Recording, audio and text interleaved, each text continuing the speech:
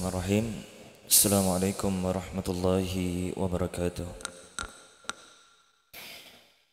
Innal hamdalillah nahmaduhu wa nasta'inuhu wa nastaghfiruh wa na'udzu billahi min shururi anfusina wa min sayyiati a'malina. Man yahdihillahu fala mudilla lahu wa man yudlil fala hadiya lahu. Asyhadu an la ilaha illallah wahdahu la syarika lahu wa asyhadu anna Muhammadan abduhu wa rasuluh. Allahumma salli wa sallim ala nabiyina Muhammad wa ala alihi wa ashabihi wa man tabi'ahu bi ihsanin ila yaumiddin. Jamaah salat subuh ini insyaallah rahmati Allah Subhanahu wa taala. Tak henti-hentinya lisan ini memuji kehadirat Allah Subhanahu wa taala. Karena kembali pada subuh hari ini Allah Subhanahu wa taala memberikan kita kenikmatan-kenikmatannya sehingga kita mampu menghadirkan diri-diri kita di masjid ini untuk melaksanakan ketaatan kepada Allah Subhanahu wa taala. Salawat dan taslim senantiasa kita curahkan kepada nabi kita Nabiullah Muhammad sallallahu alaihi wasallam, kepada seluruh sahabat-sahabat beliau, keluarga-keluarga beliau serta mereka yang senantiasa berjalan di atas sunnah beliau sampai hari kiamat kelak. Kemudian jemaah salat subuh ini insyaallah rahmatil Allah Subhanahu wa taala. Sebagaimana pembahasan kita sebelum kita berbuka puasa kemarin sore, kami menyampaikan suatu keutamaan-keutamaan di antara seseorang itu tatkala dia memiliki akhlak yang baik. Karena ketika Nabi kita Muhammad sallallahu alaihi wasallam ditanya tentang apa yang paling banyak memasukkan seseorang itu ke dalam syurga Allah Subhanahu wa taala, maka apa yang dikatakan Rasulullah, taqwallah wa husnul khuluq, adalah ketakwaannya kepada Allah Subhanahu wa taala dan akhlaknya yang baik. Karena Nabi kita Muhammad sallallahu alaihi wasallam mencontohkan ada seorang wanita yang hidupnya dia senantiasa isi dengan ibadah kepada Allah Subhanahu wa taala. Dia melaksanakan salat malam, dia melaksanakan puasa Senin Kamis dan amalan-amalan sunnah yang lain. Tetapi ada satu perbuatannya, ada satu akhlak yang ia miliki, itu merupakan akhlak yang buruk. Bahwasanya lisannya itu senantiasa mengganggu saudara-saudaranya ataupun tetangga-tetangganya. Maka apa kata Rasulullah? Hiya finnar, maka dia di dalam neraka Allah Subhanahu wa taala. Maka begitu pun pula ada seorang wanita yang hanya melaksanakan hal-hal yang wajib saja. Salat 5 waktu, berpuasa di bulan suci Ramadan, bersedekah dengan apa saja yang ia miliki walaupun sedikit. Tetapi apa kata Rasulullah? Tetapi wanita ini walaupun dia hanya melakukan hal yang wajib saja, tetapi dia memiliki lisan yang tidak pernah mengganggu saudaranya, tidak pernah mengganggu saudaranya. Tidak ada lontaran perkataan yang keluar dari lisannya itu menyakiti hati orang lain. Maka apa kata Rasulullah? Hiya fil jannah, maka dia di dalam syurga Allah Subhanahu wa taala. Jadi di antara keutamaan-keutamaan akhlak itu, inilah di antara keutamaan-keutamaan akhlak. Dan buku yang ada di hadapan saya ini itu merupakan buku yang Kitabul Jami' yang mengumpulkan beberapa bab yang berisi tentang bagaimana kita berakhlak, bagaimana kita memiliki hubungan bermuamalah dengan sesama kaum muslimin. Buku ini ditulis oleh Imam Al-Hafidz Ibnu Hajar Al-Asqalani rahimahullah. Dan kami akan membacakan hadis yang pertama yang terdapat di dalam hadis ini, yaitu hadis yang pertama, hadis dari sahabat yang mulia Abu Hurairah, bahwasanya Nabiullah Muhammad sallallahu alaihi wasallam bersabda, haqqul muslimi ala muslimin sittun, bahwasanya ada 6 hak sesama kaum muslimin. Bahwasanya kita sesama kaum muslim itu ada 6 haknya. Walaupun kata ulama kita bahwasanya hak sesama kaum muslimin ini tidak dibatasi, tidak dibatasi pada 6 itu saja. Namun Rasulullah sallallahu alaihi wasallam cuman menunjukkan kita bahwasanya ada 6 hak yang terdapat di dalam hadis ini. Dan maksud kata kewajiban di sini, kewajiban sesama kaum muslimin di sini, yaitu adalah sesuatu yang perlu kita lakukan. Artinya lebih utama kalau kita lakukan.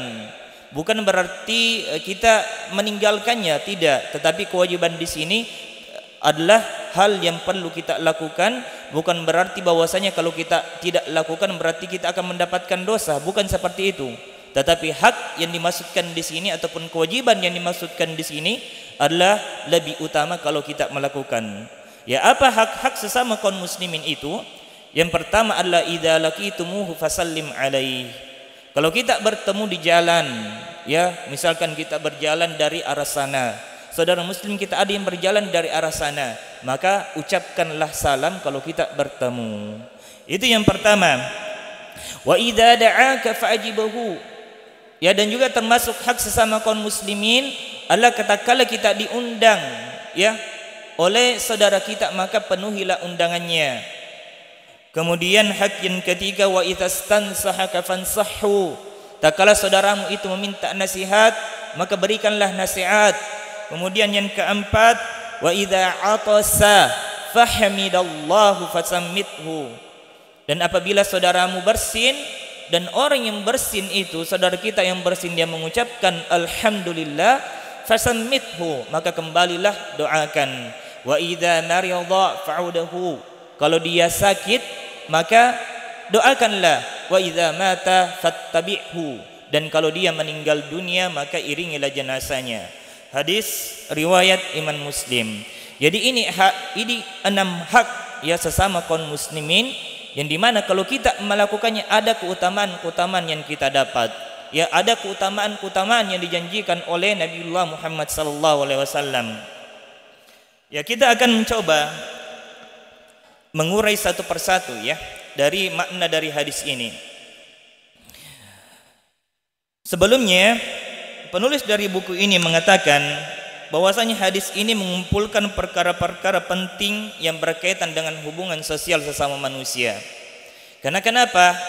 Kita harus memperhatikan hubungan sosial kita kepada sesama manusia. Karena terkadang ada orang yang seperti ini. Masya Allah, kalau kita lihat ya dari sisi ibadah, Masya Allah bagus sekali ibadahnya. Dia rajin ke masjid, ya, dan memang seharusnya seperti itulah seorang muslim. Tetapi tak kala dia bermuamalah, ya, dia melakukan interaksi dengan tetangganya, ada akhlaknya ya yang terkadang tidak disenangi oleh saudara-saudaranya. Ya, terkadang ada perkataan-perkataannya yang keluar dari lisannya itu menyakiti saudaranya. Jamaah yang dimuliakan oleh Allah Subhanahu wa taala, perlu kita ingat bahwasanya dosa itu ada dua jenisnya. Dosa kita kepada Allah dan dosa kita kepada sesama manusia. Kalau kita dosa kepada Allah Subhanahu wa taala dan kita benar-benar ya, dan kita benar-benar ataupun betul-betul menaubatkan dosa tersebut, maka insyaallah Allah akan mengampuni dosa kita.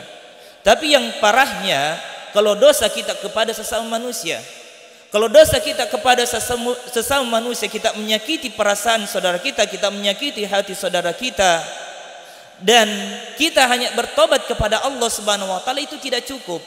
Karena dosa kepada sesama kita, sesama manusia, hamba Allah Subhanahu wa taala, juga kita harus mendapatkan ya maaf dari saudara kita ini yang kita berlaku salah kepadanya. Dan di hari kiamat ya, orang yang kita dahulu zalimi ya, yang kita sakiti ketika kita hidup di dunia, di hari kiamat dia akan mengadukan kita kepada Allah Subhanahu wa taala. Ya, dan dia akan mengambil apa yang menjadi amalan-amalan baik kita, dan bisa jadi dosa-dosanya itu dia akan timpahkan kepada kita.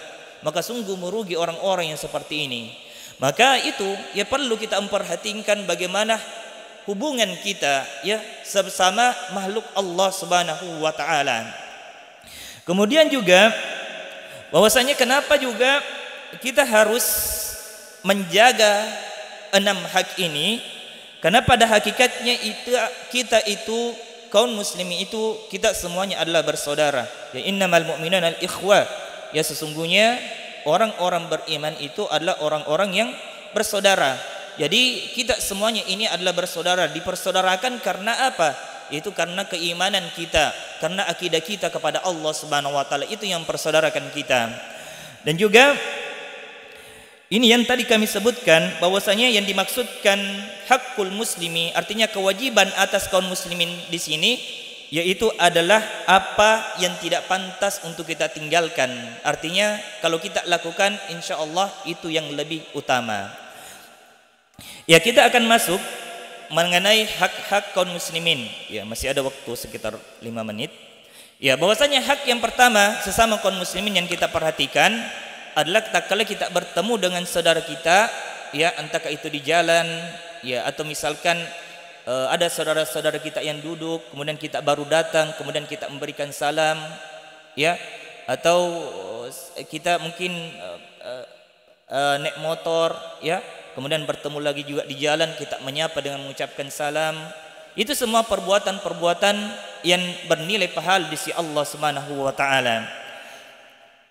Ya, di sini ada satu hadis yang ingin saya bacakan dari sahabat yang mulia yaitu Al-Barra bin Azib, bahwasanya amara Rasulullah sallallahu alaihi wasallam bisab'in. Bahwasanya Nabi kita Muhammad sallallahu alaihi wasallam memerintahkan kepada kami itu ada 7 perkara yang diperintahkan. Yang pertama adalah bi'adatil marid, mengunjungi orang-orang yang sakit, wattiba'il janaiz, mengikuti jenazah ataupun mengiringi jenazah. Kemudian wa tashmiyatil atis, itu kalau ada orang yang bersin dia mengucapkan alhamdulillah, kita mendoakannya. Kemudian wal aunil mazlum, menolong orang-orang yang dizalimi, dan juga wa ifsya'is salam, dan juga menebarkan salam, ya, menebarkan salam kepada sesama saudara muslim. Dan ini merupakan perkara-perkara yang diperintahkan, ya, oleh Nabi kita Muhammad sallallahu alaihi wasallam. Ya, adapun kalau kita mengenai tentang membahas masalah hukum memberi salam, ya, bagaimana hukum memberi salam? Kalau jumhur dari ulama kita, artinya kebanyakan dari ulama kita termasuk Imam An-Nawawi rahimahullah, dia mengatakan kalau memberi salam itu adalah suatu hal yang disunnahkan, ya, disunnahkan. Tetapi menjawab salam itu, ya, menjawab salam itu merupakan suatu hal yang diwajibkan, ya. Ada sebuah hadis, ya, sebuah hadis, kami lupa lafaznya, intinya jelasnya seperti ini, bahwasanya apabila ada seorang yang bertemu, ya, 2 orang yang bertemu, yaltaqiyan, ya, fa ya'ridu hadza wa ya'ridu hadza, dan yang satunya ini berpaling, yang satunya juga berpaling, ya, karena mungkin ada permasalahan di antara mereka.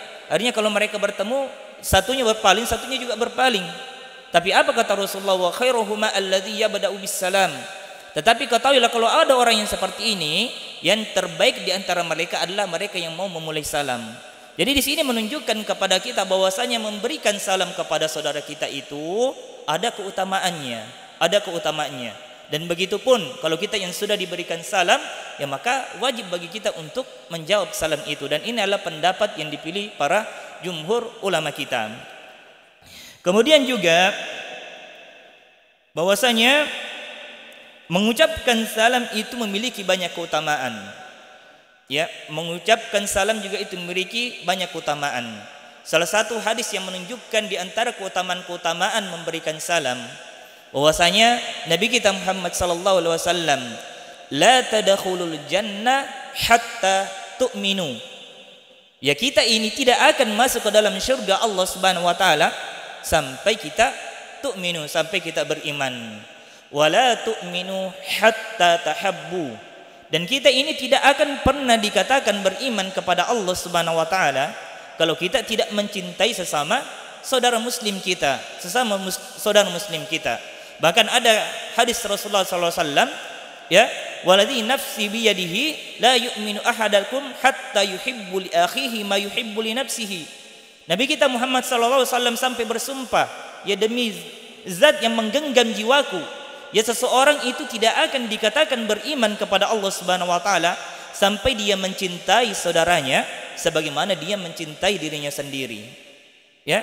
Jadi kita kembali kepada hadis yang bahwasanya kalau kita memang ingin masuk ke dalam surga, maka kita harus perbaiki dulu keimanan kita.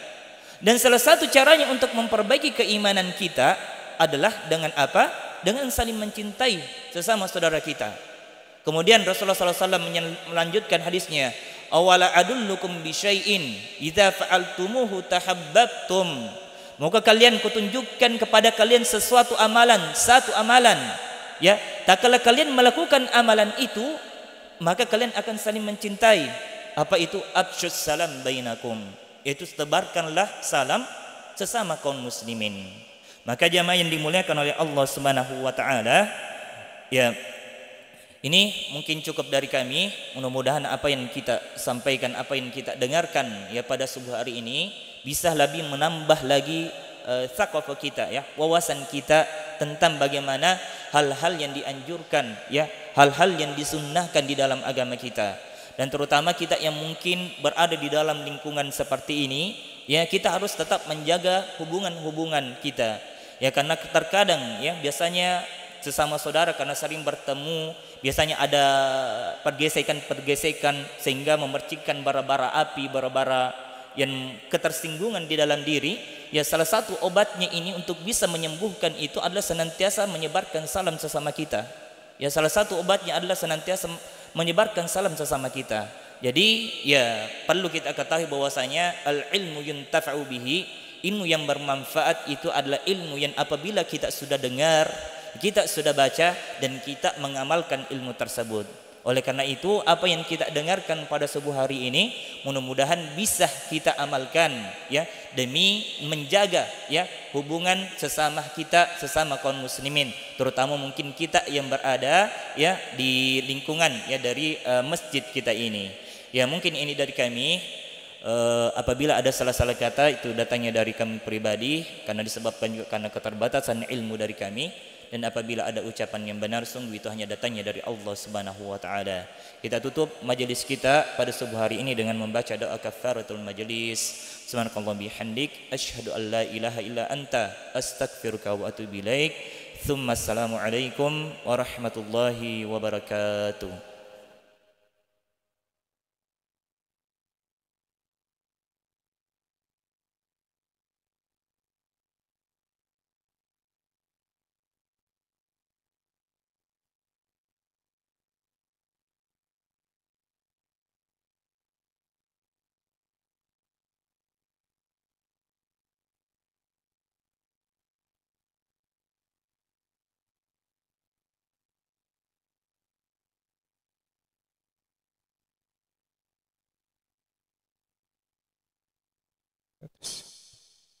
Jemaah sekalian yang merasa ketinggalan kunci silakan berhubungan dengan Tamirul Masjid.